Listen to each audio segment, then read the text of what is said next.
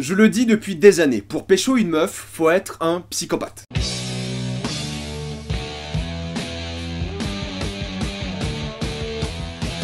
You. Comme d'habitude, ce qu'a mis indiqué dans le titre de la vidéo, il n'y aura pas de spoiler, parce que là vous êtes tranquille, après on va tout spoiler. Alors non, il ne faut pas être un psychopathe pour pécho une meuf, faut être intelligent, charmeur, avoir du caractère, avoir des sujets de discussion intéressants, être complètement torché, enfin normal. C'est vrai que l'alcool pour ça c'est bien quand même. Mais la personnalité c'est bien aussi, sauf si vous êtes vraiment très moche, dans quel cas c'est vraiment très compliqué je pense. You est une série qui est sortie sur Netflix le 28 décembre 2018. Ce n'est pas une série Netflix, c'est juste une série que Netflix a racheté à Lifetime. Lifetime, chaîne que je ne connaissais pas avant cette série. La série a été diffusée durant septembre à décembre, je crois, de l'année dernière, puis Netflix a racheté les droits, parce que Netflix veut faire une deuxième saison à You. Et vu la manière dont ça s'est fini, c'est un peu obligé. You, c'est l'histoire de ce bibliothécaire qui s'appelle Joe, qui est un peu un gros stalker. Et quand je dis un gros stalker, c'est que c'est un énorme stalker slash psychopathe slash sociopathe, et c'est l'histoire de cette série, c'est Joe qui essaie de faire tomber Beck amoureuse de lui. Ça va plus loin que ça, parce qu'ils auront donc une vie de couple. Cette série, c'est un peu une critique assez intéressante et acerbe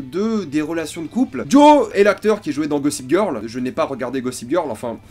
pas beaucoup, me jugez pas, arrêtez. Du peu que j'ai vu Gossip Girl, 2-3 saisons, il avait un rôle assez récurrent. Dans cette série, il a un rôle où il est vraiment très bon, je trouve, déjà l'acteur, je trouve qu'il fait un très bon taf. Et c'est vraiment son personnage qui va porter toute la série. Parce que tout ce qui concerne Joe est génial. T'arrives étonnamment à t'attacher à ce personnage qui est pas normal, et c'est pour ça que la série marche bien, c'est que c'est vraiment un stalker, et tu vois à quel point c'est un stalker. C'est le genre de mec qui va suivre la meuf jusqu'à chez elle, qui va la voir déshabillée chez elle parce qu'elle habite au rez-de-chaussée et qui va se branler dans la rue. C'est le genre de mec super superficiel, qui est très méprisant, intérieurement il va pas le dire aux gens, mais il aime pas du tout les gens. C'est un peu un sociopathe de ce point de vue-là. D'ailleurs, je crois que la différence entre sociopathe et psychopathe, c'est que psychopathe ça a pas de remords, d'émotions humaines, et sociopathe, il doit pas être compatible avec les notions sociales et les codes sociaux actuels. Et de l'autre côté, au fait, il est charmeur, il est chevaleresque, il flirte beaucoup, il est gentil, tu vois, il est beau. Même moi, tu vois, il me fait un effet, tu vois, je suis pas du tout gay, il me fait quand même un petit truc. Parce que le décalage te fait penser ça, c'est que t'as d'un côté un psychopathe, dans sa vie, dans sa tête, dans sa vie privée, et de l'autre côté, t'as un mec tout à fait normal, plus que normal. D'ailleurs, t'as un mec beau gosse, qui flirte, qui pécho, tu vois, un mec au haut de la chaîne alimentaire. Le mec dont toutes les meufs rêvent. Et c'est ça qui marche bien dans la série, c'est son doublement de personnalité entre sa personnalité psychopathe stalker et sa personnalité publique, normale, tout à fait correcte. Et ce qui est dingue, c'est que même s'il est un peu stalker psychopathe, tu vois que c'est un peu un rôle qui se fait dans sa tête, parce que ça reste quelqu'un de très humain, c'est pas un psychopathe à la Sherlock, enfin Sherlock c'est plus un sociopathe, où il va analyser les gens, où il va être très parfait sur les détails, tout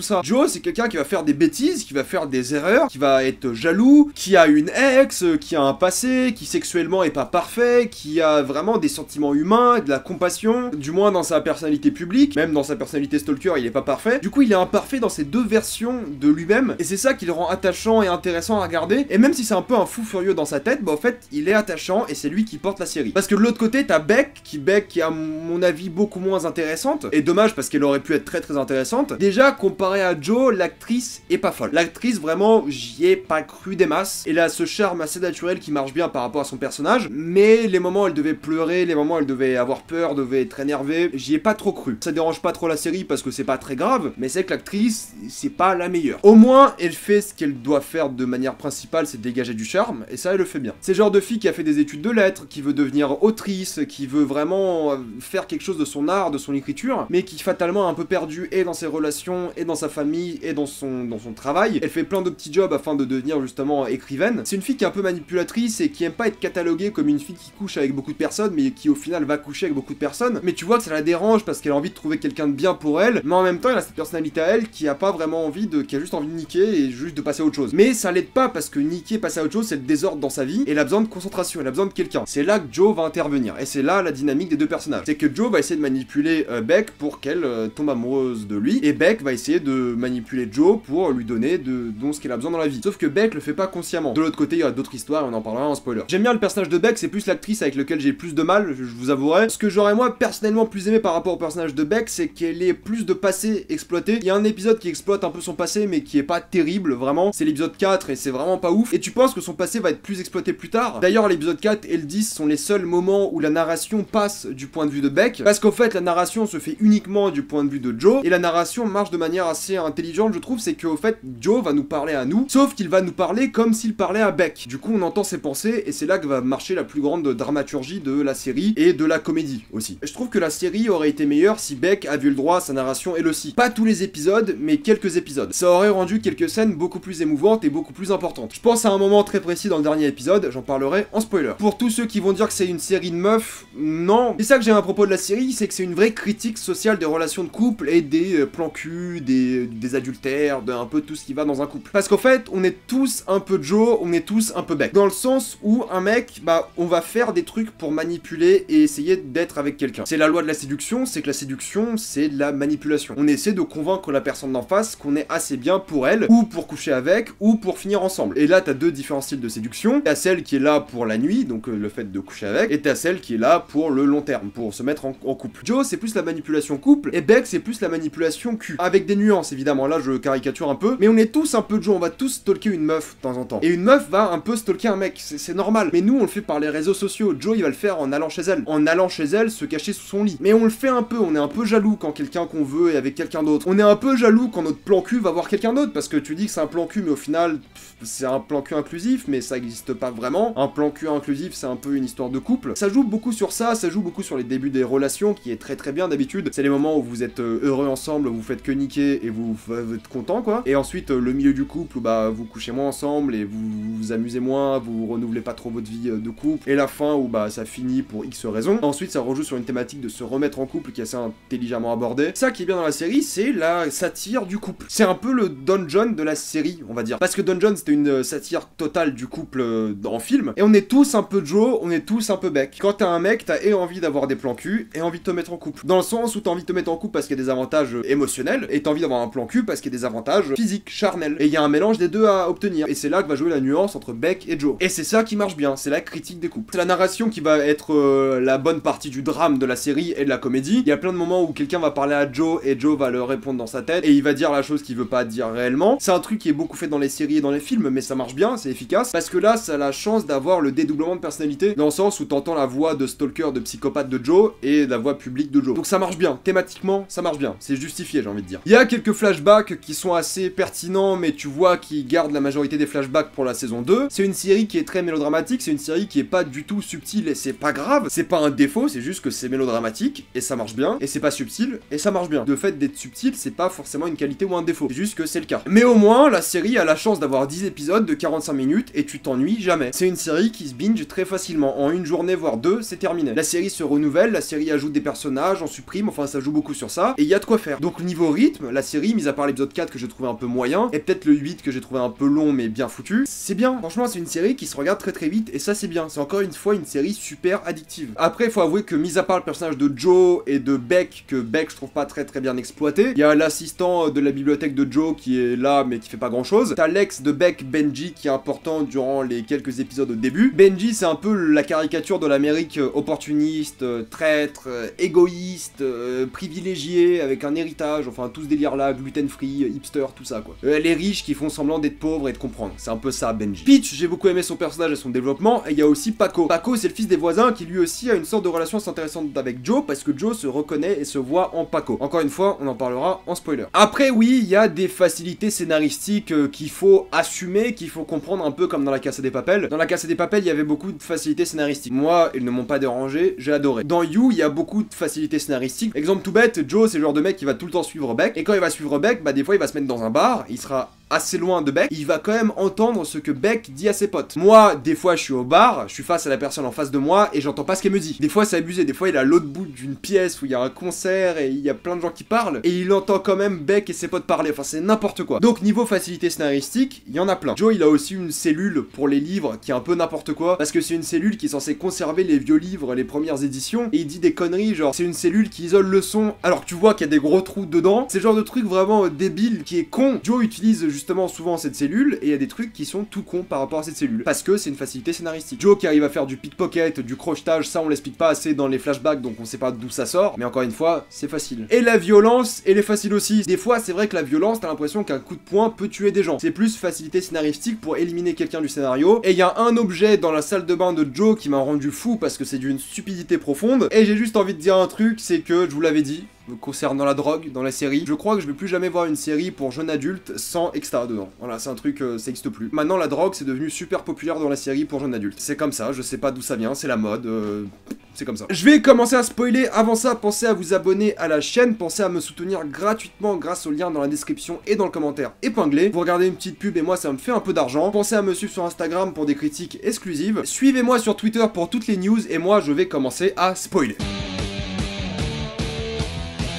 Je vais parler de plein de trucs, je vais commencer avec le père de Paco, je crois qu'il s'appelle Ron. J'ai bien aimé le fait que Ron, qui est le mec qui frappe sa femme et son gosse, soit le mec qui se rend compte que Joe est un psychopathe, parce qu'il travaille dans la police, donc c'est normal, mais il se rend compte dès le début que c'est un psychopathe, et c'est marrant parce que les gens méchants se reconnaissent entre eux, et j'ai trouvé ça assez satisfaisant de manière sadique, qui meurt à la fin et qui se fasse tuer par Joe, et que Paco l'accepte parce qu'il sait que sa vie elle est mieux comme ça. Il y a tout ce jeu là sur les méchants qui s'est fondé entre ces deux personnages, et j'ai bien aimé que Paco soit présent durant toute la série, parce que Paco c'est vraiment l'image du jeune Joe, et la manière dont Mooney était le mentor de Joe, Joe sera le mentor de Paco, et il va faire grandir Paco de la même manière que Mooney a fait grandir Joe. Et j'ai bien aimé le fait que Joe, quand il était plus jeune, il était un peu gros, il était pas aussi maigre, il a commencé à être discipliné, il a commencé à faire attention à lui. En général, quand t'es quelqu'un de discipliné, et tu fais attention à toi, t'es pas gros. Ce que je trouve un peu bizarre, c'est que par rapport à Benji surtout, c'est que Joe n'avoue jamais au début de la série, surtout aux spectateurs, qu'il est un tueur. Alors qu'il a sûrement tué le frère de Candace, alors qu'il a essayé de tuer Candace, il a tué l'ex de Candace, ou du moins la personne avec laquelle Candace couchait. Quand il tue Benji, il nous dit très bien à nous, je ne suis pas un tueur. Bonhomme,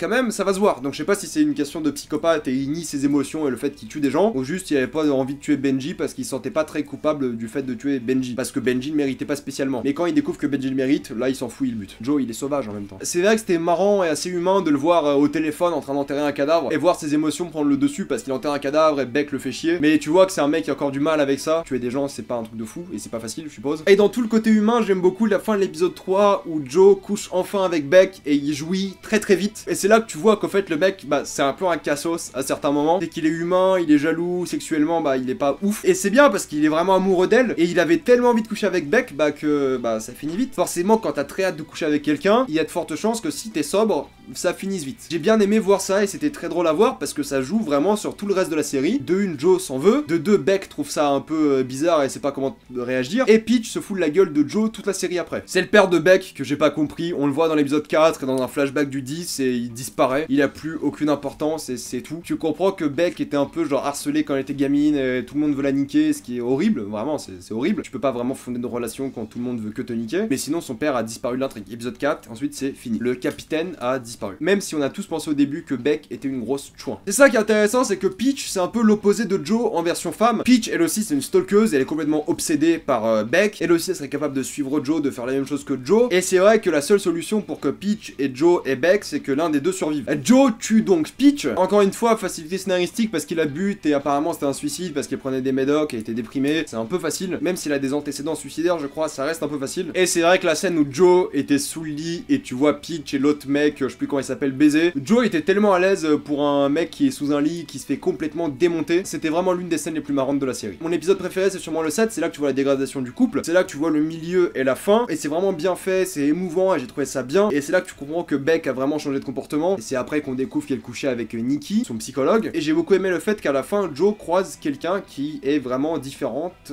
Du coup, c'est Karen. Et que Joe couche avec. Il y avait une vraie catharsis à voir Joe coucher avec quelqu'un après s'être fait larguer. Et Karen, on l'aimait bien. C'est vrai que Karen, elle est cool. Et c'est là qu'il y a tout le jeu par rapport aux ex, au couple, tout ça, c'est que c'est vrai que tu peux toi-même dans la vraie vie tomber amoureux pour quelqu'un de bien que t'aimes beaucoup, que cette personne te largue parce que la vie c'est de la merde, et ensuite tu rencontres quelqu'un avec qui tu t'entends bien, avec qui logiquement être en couple ça serait génial parce que ça marcherait bien, avec qui tu kiffes bien plus que l'ancienne personne parce que l'ancienne personne te cassait les couilles, mais l'ancienne personne tu l'aimais, et cette nouvelle personne bah tu t'entends bien avec, tout sur papier fonctionne, mais émotionnellement il y a blocage. Et j'ai adoré cet épisode, l'épisode 8 du coup, parce que tu comprends qu'en fait il y a blocage. Karen et Joe ils vont très bien ensemble, mais pour Joe ça marche pas parce qu'il y a blocage. Et ça c'est un truc de relation qui arrive tout le temps. La vie de merde. T'es avec quelqu'un, ça se passe super bien, ça casse pour X ou Y raison. Tu rencontres quelqu'un avec qui ça devrait bien se passer, mais ça passe pas. Et ça pour moi c'est l'une des idées les plus pertinentes de la série, tout simplement. Et c'est là que tu vois que le couple c'est un peu une vraie addiction et tout le monde a besoin d'un peu de ça dans la vie parce que c'est une drogue, tout simplement, c'est une drogue. Une intrigue qui a complètement disparu, c'est l'intrigue par rapport à la police. Joe se fait arrêter quand il est en direction de la maison de Peach, et il se fait arrêter et là bah la police prend sa plaque d'immatriculation, l'appelle une fois et c'est terminé. Je pensais que ça allait aller plus loin, mais ça compense un peu avec le détective privé qui lui arrive et qui comprend que Joe dit que de la merde et qui quand il lit le bouquin de Beck se rend compte que bah c'est un peu que de la merde ce qui a été raconté et que c'est pas Nikki qui a buté Beck, même s'ils ont couché ensemble. Aussi, le moment sur la péniche où Joe et Beck couchent ensemble, c'était très 50 Shades of Grey. Vous allez me dire que la péniche, y a personne dessus, y a pas de caméra, y a rien, quand faut y aller, faut y aller. C'était très 50 Shades, on couche dans le parking quand même. J'aurais aimé voir plus de Mooney, du mentor de Joe, je pense qu'on le verra plus dans la saison 2. Et j'aurais aimé voir plus de Candace, mais ça, encore une fois, on le verra dans la saison 2. J'ai bien aimé la manière dont Candace était révélée à la fin de la saison, c'est qu'on voit juste ses jambes et de la même manière que Joe voyait Beck au début. C'est là que ça joue sur l'idée du cycle et de la répétition des couples. C'est qu'au final, c'est toujours pareil, tu rencontres quelqu'un, ça se passe bien, ça se passe mal et c'est fini. Et là, tu vois que c'est vraiment un cycle qui va être mis en place dans la série. Sauf que Joe, au lieu de casser avec quelqu'un, bah il les bute parce que bah, c'est un fou,